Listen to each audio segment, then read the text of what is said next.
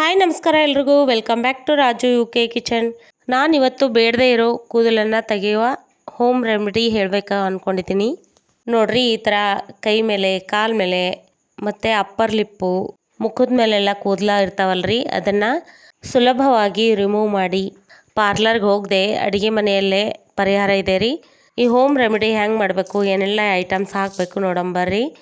ಮೊದಲನೇದಾಗಿ ನಾ ಇಲ್ಲಿ 4 ಸ್ಪೂನಷ್ಟು ಸಕ್ಕರೆ ತೊಗೊಂಡಿದ್ದೀನಿ. ನೋಡಿ, ಕೌಂಟ್ ಮಾಡಿ 4 ಸ್ಪೂನ್ ತೊಗೊಂಡಿದ್ದೀನಿ. 4 ಸ್ಪೂನ್ ಸಕ್ಕರೆಗೆ ಅರ್ಧ ಟೇಬಲ್ ಸ್ಪೂನಷ್ಟು ಕಾಫಿ ಪುಡಿ ಹಾಕ್ಕೊಂಡಿದ್ದೀನಿ.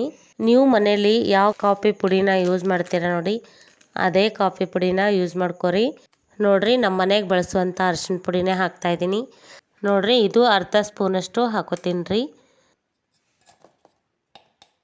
ಮನೇಲೇ ರೆಡಿ ಮಾಡಿರೋ ಅರಿಶಿನ ಪುಡಿ ಆದರೆ ಇನ್ನೂ ಒಳ್ಳೆಯದು. ಈ ಮಿಶ್ರಣಕ್ಕೆ 1 ನಿಂಬೆಹಣ್ಣನ್ನು ನಾನು ಹಾಕೋತೀನಿ ರೀ.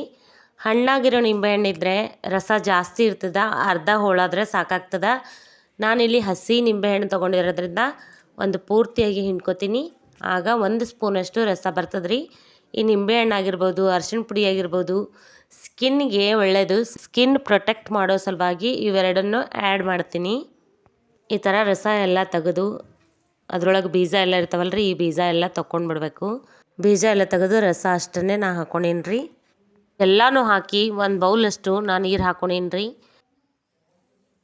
ಇದನ್ನೆಲ್ಲ ಗ್ಯಾಸ್ ಮೇಲೆ ಆಣ ಬರೋ ತನಕ ಕುದಿಸ್ಕೋಬೇಕು.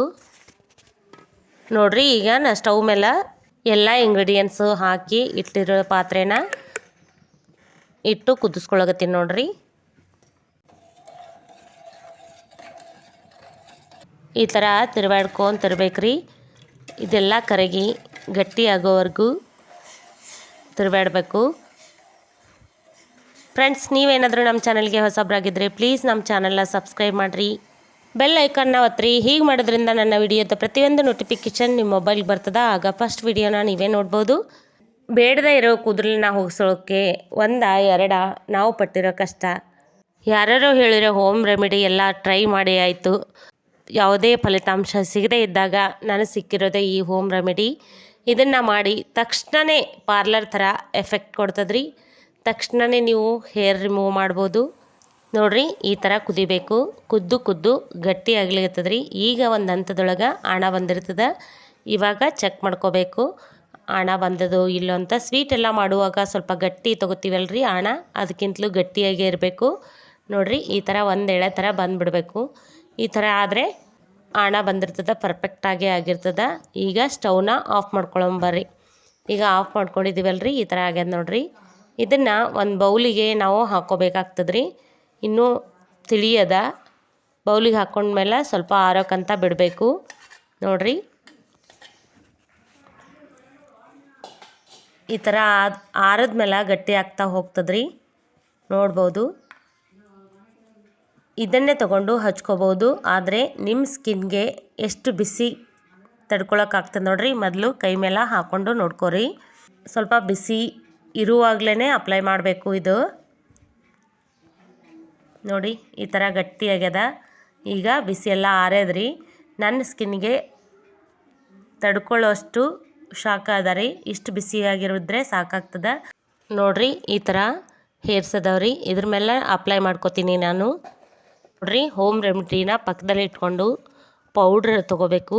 ನೀವು ಡೈಲಿ ಮನೆಯಲ್ಲಿ ಯಾವ ಪೌಡ್ರನ್ನ ಯೂಸ್ ಮಾಡ್ತೀರ ನೋಡಿ, ಅದೇ ಪೌಡ್ರನ್ನ ತೊಗೋರಿ. ಪೌಡ್ರನ್ನ ತೊಗೊಂಡು ಈ ಥರ ಸ್ಕಿನ್ ಮೇಲೆ ಅಪ್ಲೈ ಮಾಡ್ಕೋಬೇಕು ಹೇರ್ ರಿಮೂವ್ ಮಾಡುವಾಗ. ನೋಡಿರಿ, ಈ ಥರ ಪೌಡ್ರೆಲ್ಲ ಹಚ್ಕೊಂಡಾದ್ಮೇಲೆ ಈ ಥರ ಕಾಟನ್ ಬಟ್ಟೆನ ಮೊದಲೇ ರೆಡಿ ಮಾಡಿ ಇಟ್ಕೋಬೇಕ್ರಿ. ಪೀಸ್ದಾಗಿ ಯಾವ ಬಣ್ಣದಾದ್ರೂ ನಡೆಯುತ್ತೆ, ಒಟ್ಟಿನಲ್ಲಿ ಕಾಟನ್ ಬಟ್ಟೆ ಆಗಿರಬೇಕು. ನೋಡಿರಿ, ಈ ಥರ ಕೈಯಿಂದಾದರೂ ತೊಗೋರಿ ಅಥವಾ ಸ್ಪೂನಿಂದಾದರೂ ತೊಗೊಂಡು ಈ ಥರ ಅಪ್ಲೈ ಮಾಡಬೇಕು ಹೇರ್ಸ್ ಇರೋ ಜಾಗದಲ್ಲಿ. ನೋಡಿರಿ, ಹೇರ್ಸ್ ಇರೋ ಜಾಗದಲ್ಲಿ ಯಾವಾಗಲೂ ಹೇರ್ಸ್ ಯಾವ ಥರ ಇರ್ತಾವೋ ಆ ಥರ ಅಪೋಸಿಟಾಗಿ ಅಪ್ಲೈ ಮಾಡಬೇಕು. ಅದ್ರ ಮೇಲೆ ಈ ಥರ ಬಟ್ಟೆ ಇಡಬೇಕು. ನೋಡಿ, ಎಲ್ಲ ಕಡೆನೂ ನಾವು ಅಪ್ಲೈ ಮಾಡಿರೋ ಪೇಸ್ಟಿಗೆ ಬಟ್ಟೆ ಅಂಟ್ಕೋಬೇಕು. ಈ ಥರ ಅಂಟಿಸಿದ್ದೀನಿ. ನೋಡಿ, ಇದನ್ನು ಕೂದಲು ಯಾವ ಥರ ಇರ್ತದೋ ಅದರ ಅಪೋಸಿಟ್ಟಾಗಿ ಕಿತ್ತಬೇಕು. ವ್ಯಾಕ್ಸಿನ್ ಥರ ಪಟ್ಟಂತ ಕಿತ್ತಬೇಕು, ತುಂಬ ನೋವಾಗೋದಿಲ್ಲ. ಆದರೆ ಸ್ವಲ್ಪನೇ ಕಿತ್ತೋದ್ರಿಂದ ಕೂದಲೆಲ್ಲ ಸಿಕ್ಕಾಕ್ಕೊಂಡು ನೋವಾಗೋ ಚಾನ್ಸಸ್ ಇರುತ್ತೆ. ಹೀಗೆ ಮಾಡೋದ್ರಿಂದ ಕ್ಲೀನಾಗಿ ಕಿತ್ಕೊಂಡು ಬಂದುಬಿಡ್ತವೆ ಎಲ್ಲ ಹೇರ್ಸು ಬುಡದಿಂದ. ಬೇಗ ಬೆಳೆಯೋದಿಲ್ಲ, 1 ತಿಂಗಳವರೆಗೂ ಬೆಳೆಯೋದಿಲ್ಲ. ಆ ಥರ ಕ್ಲೀನಾಗಿ ಕಿತ್ಕೊಂಡು ಬಂದುಬಿಡ್ತದೆ. ನೋಡಿರಿ ಈ ಥರ ಬರ್ತಾವ್ರಿ. ನೋಡ್ಬೋದು ಇಲ್ಲಿ ಎಷ್ಟೊಂದು ಹೇರ್ಸ್ ಕಾಣಿಸ್ತಾ ಇದ್ದು. ನೋಡ್ರಿ ಈಗ ವ್ಯಾಕ್ಸಿನ್ ಮಾಡಾದ್ಮೇಲೆ ಒಂದು ಹೇರು ಕೂಡ ಕಾಣಿಸ್ತಾ ಇಲ್ಲ.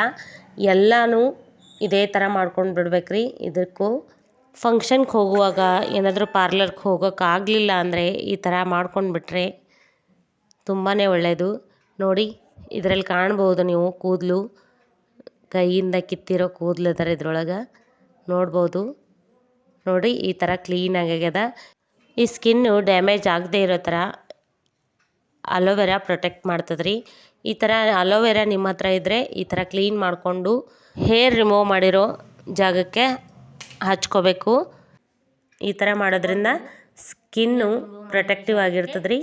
ನೋಡ್ಬೋದು ಈ ಥರ ನ್ಯಾಚುರಲ್ ಆದ ಅಲೋವೆರಾ ಇರಲಿಲ್ಲ ನಿಮ್ಮ ಹತ್ರ ಅಂದರೆ ಸ್ಟೋರಲ್ಲಿ ಸಿಗುತ್ತೆ ಅಲೋವೆರಾ ಜೆಲ್ಲು, ತಂದು ಹಚ್ಕೋಬೋದು. ನೋಡಿರಿ ಈ ಥರ ಹೋಮ್ ರೆಮಿಡಿ ಮಾಡಿರೋದು ಉಳಿದಿದ್ರೆ ಈ ಥರ ವ್ಯಾಕ್ಸಿನ್ಗಂತ ಮಾಡಿದ್ವಲ್ರಿ, ಇದೇನಾದರೂ ಉಳಿದಿದ್ರೆ ಡಬ್ಬಿಯಲ್ಲಿ ಹಾಕಿ ಸ್ಟೋರ್ ಮಾಡಿ ಇಟ್ಕೋರಿ. ನಿಮಗೆ ಯಾವಾಗ ಬೇಕೋ ಆವಾಗ ಯೂಸ್ ಮಾಡ್ಬೋದು. ನೋಡಿರಿ ಈ ಥರ ಗಟ್ಟಿಯಾಗಿತ್ತಂದ್ರೆ ಇದನ್ನು ಡಬಲ್ ಕುಕ್ ಮಾಡ್ಕೋಬೇಕು, ಆವಾಗ ಕರಗುತ್ತೆ. ನೋಡಿರಿ ಈ ಥರ ಒಂದು ಪಾತ್ರೆ ಒಳಗೆ ಸ್ವಲ್ಪ ನೀರು ಹಾಕ್ಕೊಂಡು ಇದು ನೀರು ಕುದಿತಾ ಇದ್ದಂಗೆ ಈ ಪೇಸ್ಟನ್ನ ಇದ್ರೊಳಗೆ ಇಟ್ಕೊಂಡು ಬಿಡಬೇಕು. ಈ ಥರ ಇಡೋದ್ರಿಂದ ಕರಗಿ ಮತ್ತೆ ರೀಯೂಸ್ ನಾವು ಮಾಡ್ಕೋಬೋದು. ಡಬ್ಬಿಯಲ್ಲಿ ಹಾಕಿಟ್ಟಿರುವಾಗಲೂ ಅಷ್ಟೇ ಇದೇ ಥರನೇ ಕರಗಿಸ್ಕೋಬೇಕು. ಕರಗಿಸ್ಕೊಂಡು ನಾವು ಯೂಸ್ ಮಾಡ್ಕೋಬೋದು. ನೀವು ಜಾಸ್ತಿ ಪ್ರಮಾಣದಲ್ಲಿ ಕಾಲಿಗೆ, ಕೈಗೆ, ಅಪ್ಪರ್ ಲಿಪ್ಪು, ಮುಖದ ಮೇಲೆಲ್ಲ ಅಪ್ಲೈ ಮಾಡೋ ಹಾಗಿದ್ರೆ ಜಾಸ್ತಿ ಪ್ರಮಾಣದಲ್ಲಿ ಮಾಡ್ಕೋಬೋದು ಇದೇ ಥರ. ನನಗಂತೂ ಈ ರೆಮಿಡಿ ತುಂಬಾ ಹೆಲ್ಪ್ಫುಲ್ಲಾಗಿದೆ. ನಿಮಗೂ ತೋರಿಸೋಣ ಅಂದ್ಕೊಂಡು ತೋರಿಸಿದ್ದೀನಿ. ನೀವು ಒಂದ್ಸಲ ಟ್ರೈ ಮಾಡಿರಿ, ತುಂಬಾ ಹೆಲ್ಪ್ ಆಗುತ್ತೆ.